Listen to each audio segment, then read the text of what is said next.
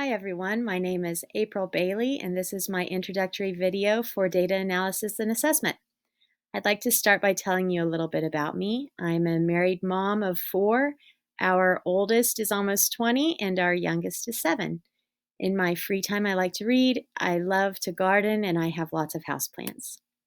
I received my Bachelor of Science degree from Fort Hays State University in biology with an emphasis in botany, and then I went to the University of Missouri where I received my Master's of Science degree in plant, insect, and microbial sciences.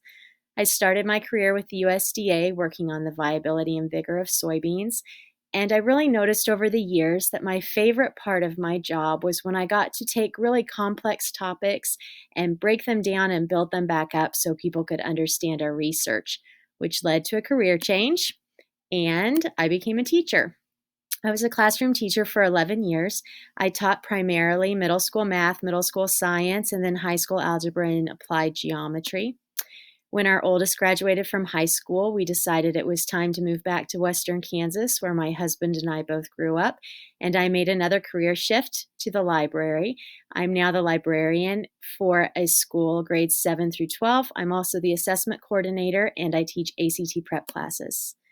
My classroom experience with data analysis and assessment is primarily with the fact that the last 5 years I was in the classroom, I taught using standards-based grading exclusively. So I feel like I have a strong hold with formative and summative assessment data, and using that to guide my curriculum development.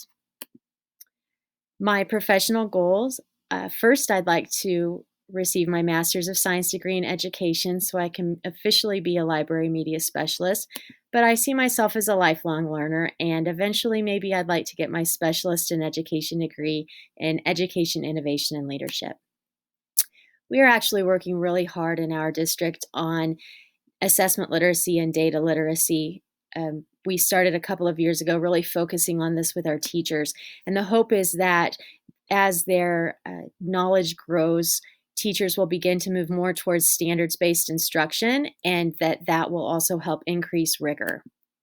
At the district level, most recently, we've been working with the Navigating Change document that KSDE released over the summer.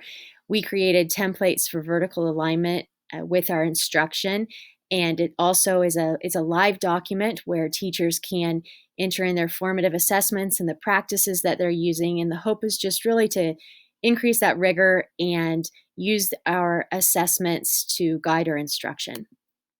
At the building level, we use Map Growth and Map Skills, the Kansas assessment program. Our freshmen all take the pre-ACT 8-9, and then we offer the ACT and the work keys to the juniors. Teachers also use the College Career Ready standards, and all of this data can be utilized to guide their curriculum development and instructional planning. The challenge with this primarily is time. Teachers can feel overwhelmed, like there's just a copious amount of data and not a lot of time to really utilize it.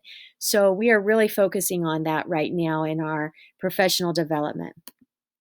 This year specifically, we've started using a program called Panorama Education, and it is just this really cool, like, one-stop shop.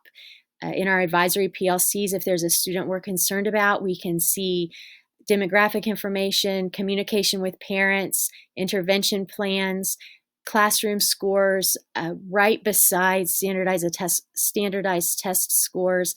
There's qualitative and quantitative data all there together at the same place.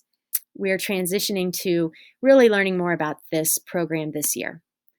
Strengths I'm bringing to the course, I feel like I have quite a bit of experience. I have that research background and also in teaching my standards-based instruction and assessment. My course goal really is just to get a deeper knowledge of all of this. I'm really interested in individualized learning plans and competency-based programs of study. I look forward to learning alongside all of you, and I hope you have a great weekend.